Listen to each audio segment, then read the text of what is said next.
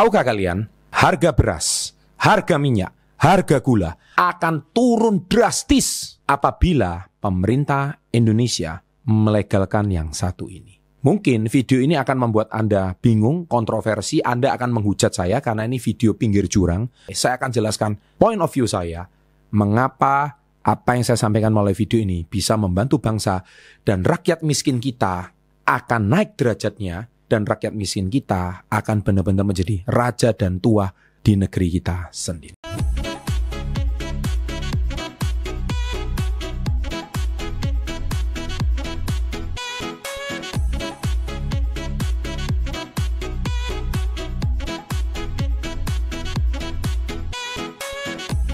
Welcome to Success Before 30, Business and Financial Mentoring. Sahabat entrepreneur, salam hebat luar biasa.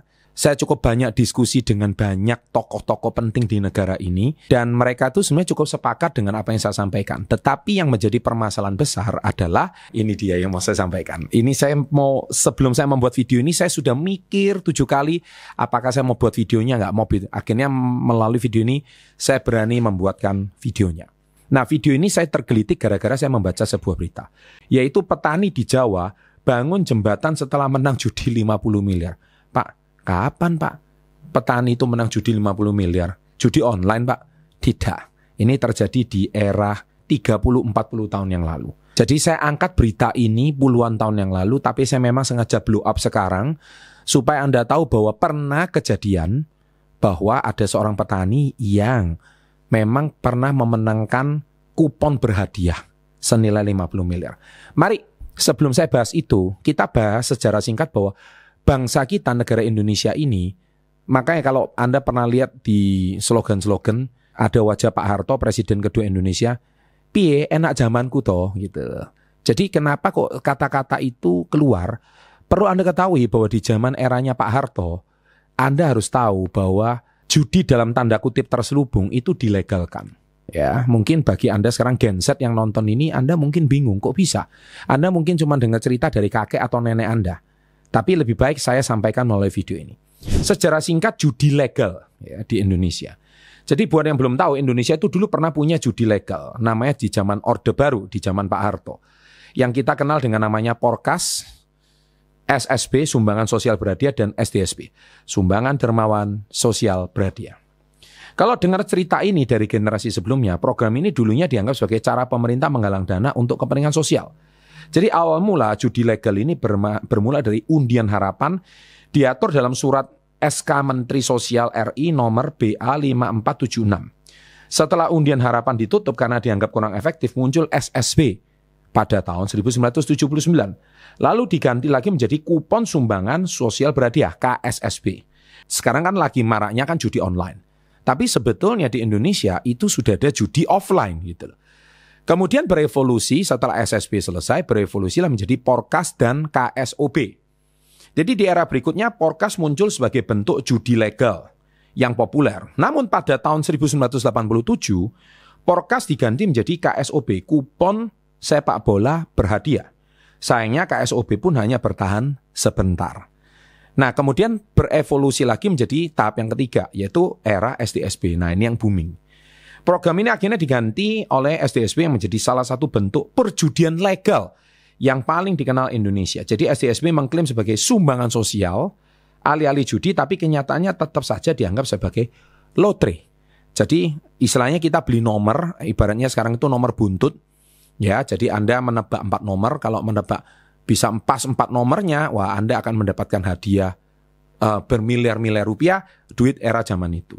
Jadi judi online begitu digandrungi berbagai lapisan masyarakat tanpa terkecuali masyarakat kelas bawah. Kondisi tersebut tak bisa lepas dari rekam jejak perjudian di tanah air yang sudah berlangsung lama, setidaknya di era 60-an. Dilansir dari kompas.id, saat itu judi fisik atau judi darat atau judi offline berupa undian nomor berhadiah dan kasino resmi beroperasi di Jakarta. Dalam setahun total pemasukan dari pajak legalisasi judi tersebut mencapai 600 juta per tahun. Di tahun 60-an loh, 600 juta per tahun itu pendapatan yang besar sekali di era 60-an atau sekitar 64 triliun duit zaman sekarang. Saya ulangi ya, 64 triliun. Wah, ini pemasukan luar biasa. Makanya tadi saya di awal bilang, ini kalau pemerintah mendapatkan pemasukan sedemikian besar per tahunnya, wah ini bisa jadi harga sembako akan turun besar. Tapi nanti saya jelaskan dulu. Anda tolong tonton video ini, bukan berarti saya bicara begini itu saya mendukung perjudian. No, dengar baik-baik sampai selesai. Jadi intinya negara kita itu baik-baik saja. Bayangkan US dollar waktu itu 1 US dollar masih Rp1.000 ya. Bahkan di era 6 bulan Anda bisa googling aja US dollar itu berapa. Tapi kalau saya nggak salah US dollar itu sekitar era tahun 90-an ya. 90-an itu US dollar itu masih di 1.100, 1.200 dan sebagainya. Jadi kuat sekali rupiah waktu itu. Nah, kemudian sampai di tahap keempat. Nah, di tahap keempat inilah terjadi penolakan di akhir era. STSB memicu banyak penolakan. Nah, inilah mulai yang terjadi. Aksi mahasiswa, tekanan dari tokoh agama, fatwa majelis MUI yang mengharamkan STSB membuat program ini dihentikan. Akhirnya Mensos, Ibu Endang Kusuma Intensuwono secara resmi mencabut izin STSB pada tanggal 24 September 1994. Jadi bisa Anda bayangkan Pak Harto waktu itu lengser tahun 97-98 setelah 32 tahun berkuasa, tapi 4 tahun sebelum Pak Harto lengser, judi itu sebenarnya oke. Jadi 28 tahun lebih itu Pak Harto di era Orde Baru, judi itu dilegalkan.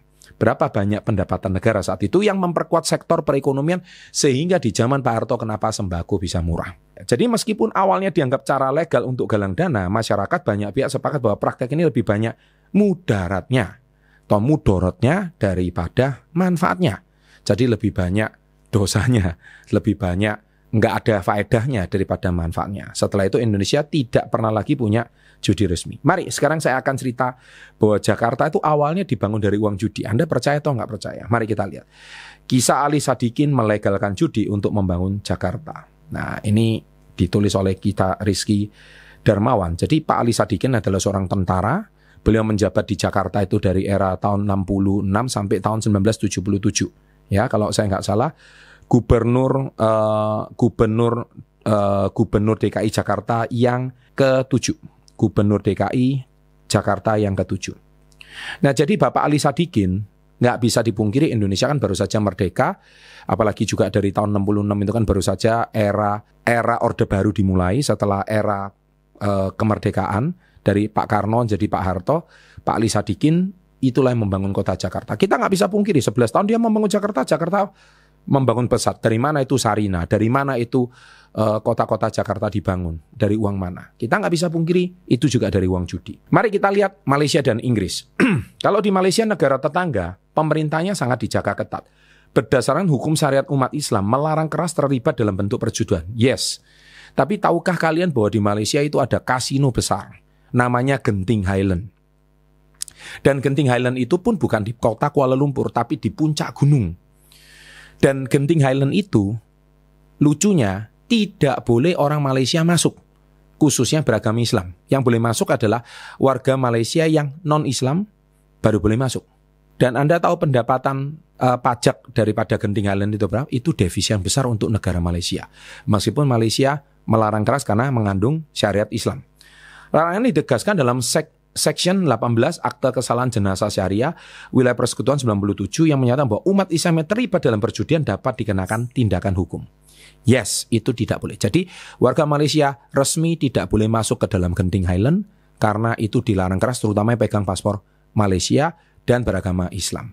Tapi kalau paspor Malaysia yang non-Islam silakan. Dan diutamakan Genting Highland adalah warga negara asing.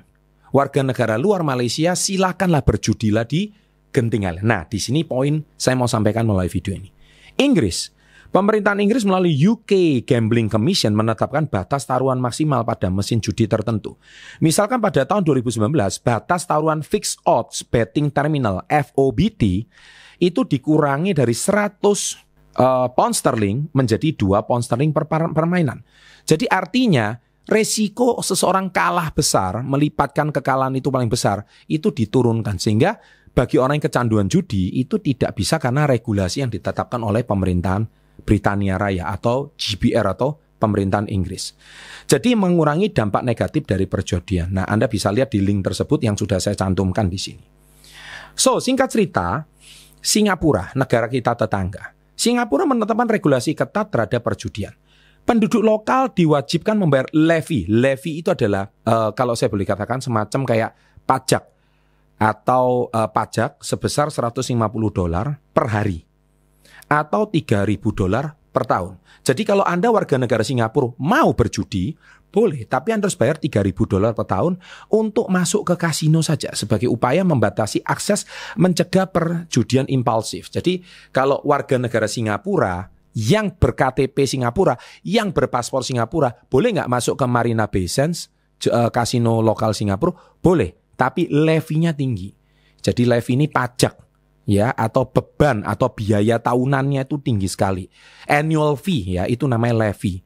Jadi itu memang sangat besar. Sehingga mungkin warga negara Singapura sendiri jadi berpikir, wah ini tidak boleh. Oleh sebab itu, kenapa negara semaju Singapura saja itu ada kasino? Karena tidak bisa dipungkiri, Malaysia negara juga penduduk cuma 28 juta, Singapura penduduk cuma 4 juta, dia mau devisa dari mana?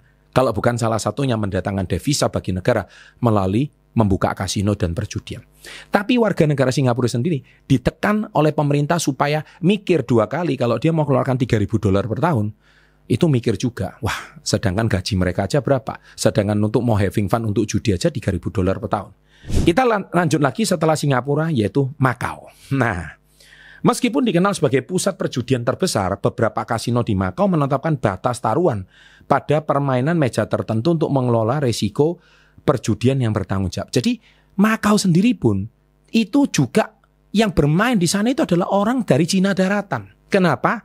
Karena China sendiri, Republik Rakyat Tiongkok sendiri juga melarang perjudian. Tapi dia boleh berjudi di Makau. Jadi itu ada satu tempat khusus Makau yang dilegalkan perjudian. It's okay gitu. Nah, data di sini menunjukkan peningkatan signifikan dalam jumlah WNI yang bekerja di sektor judi online di Kamboja. Kita tahu sendiri kota Sihanoukville. Ya, Anda bisa melihat itu kan sebuah kota yang asalnya bukan siapa-siapa, tapi sekarang kota itu terdapat 17.121 WNI yang aktif melaporkan diri di Kamboja, resmi menjadi bekerja di Kamboja. Apalagi kalau bukan judi. Nggak mungkin kan, kalau orang TKI itu misalkan ke Arab Saudi, oke, menjadi pembantu rumah tangga. Ke Korea Selatan, oke, bekerja di pabrik. Ke Jepang mungkin bekerja di pabrik, bekerja di kapal, bekerja di buruh. Oke, misalkan bekerja di Malaysia atau di Singapura menjadi pembantu rumah tangga atau suster. Yang kita dengar seperti itu. Kamboja, Kamboja itu ngapain kalau bukan judi gitu loh. Dan berapa banyak duit kita mengalir ke sana setiap tahun ke Kamboja. Habis duit kita karena adminnya servernya di Kamboja. Tapi yang bermain yaitu orang Cina daratan sama orang Indonesia. Kacau kan? Namun otoritas Kamboja mencatat 73.000 WNI memiliki izin tinggal di negara tersebut. Menunjukkan masih rendahnya kesadaran untuk melapor diri dan pesatnya pertumbuhan WNI yang bekerja di sektor tersebut. Yang ngaku 17.000, tapi yang tercatat resmi dari warga negara Kamboja 73.000. Bahkan saya pernah bikin konten sama Roy Sakti, dikatakan di orang Medan di situ itu ada orang Medan kok sekarang cari anak mudanya susah. Mereka di situ buka perjudian plus. Mereka sampai buka bengkel, buka restoran, sampai buka toko ban itu juga di Sihanoukville. Dari sini kita bisa melihat bahwa, nah jadi inti dari video saya ini apa? Anda jangan menelan mentah-mentah, wah Pak Chandra Success Before 30 mendukung perjudian di Indonesia. Tidak. Poin saya membuat video ini adalah satu. Tidak bisa dipungkiri, negara maju pun melegalkan kasino. Indonesia justru tidak melegalkan kasino, maka judi online menjadi marak. Judi online menjadi marak, akhirnya orang Indonesia dengan mudahnya mengakses judi online. Yang mana pelakunya itu bisa sampai jutaan orang dan adminnya sekian puluh ribu orang di Kamboja. Sekarang yang menjadi permasalahan ini adalah satu. Saya tidak minta orang Indonesia, boleh aja pakai peraturan pemerintahan Singapura atau pemerintahan Malaysia. Boleh ditiru. Judi dilegalkan di Indonesia, kasino dilegalkan di Indonesia. Itu yang boleh adalah orang asing, bukan orang Indonesia. Terutama yang beragama Islam. Dipertegas, paspor KTP Islam tidak boleh masuk kasino. Simple. Anda tahu nggak di Qatar, di Dubai, kalau Anda mendarat di bandara Dubai, itu semua jual miras. Kita tahu bahwa Dubai itu adalah negara Islam. Jelas-jelas negara Islam. Tapi kenapa jual miras, jual minuman keras? Mereka jual itu untuk orang luar. Bukan untuk masyarakat Dubai. Pinter kan? Negaranya kan? Kenapa di Indonesia miras dilarang? Karena bukan dijual untuk orang lokal. tapi dijual untuk orang asing. Orang asing yang masuk Indonesia, duit masuk. Kalau duit masuk, membangkitkan perekonomian. Memberikan peningkatan devisa. Kalau devisa, negara untung, negara dapat penghasilan, harga sembako turun. Itu maksud saya. Jadi poin saya membuat video ini, bukan berarti saya itu mendukung kebijakan pemerintah. Tapi tolong dipertimbangkan bahwa judi tidak semata-mata jelek. Daripada toh sekarang malah masyarakat Indonesia berjudi semua, kena judi online semua, kena pinjol semua. Rakyat Indonesia jadi korban. Kenapa kita nggak balik? Justru orang-orang kaya yang datang ke Indonesia, silakan, mereka mau kasino, silakan, tempat-tempatnya ada, disediakan pemerintahan Indonesia. Tapi orang Indonesia sendiri nggak boleh masuk. Ataupun orang Indonesia mau masuk yang non-Islam ya, contohnya mau bermain judi, seperti pemerintah Singapura, ditetapkan pajak setiap tahun sekian.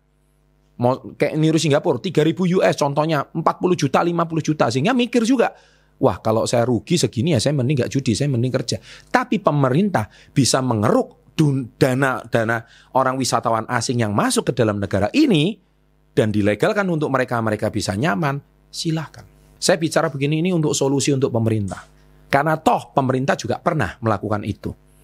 Tetapi sekali lagi regulasinya yang ditetapkan. Saya pertegas, bukan berarti rakyat Indonesia itu harus berjudi. Tidak, saya tidak setuju itu.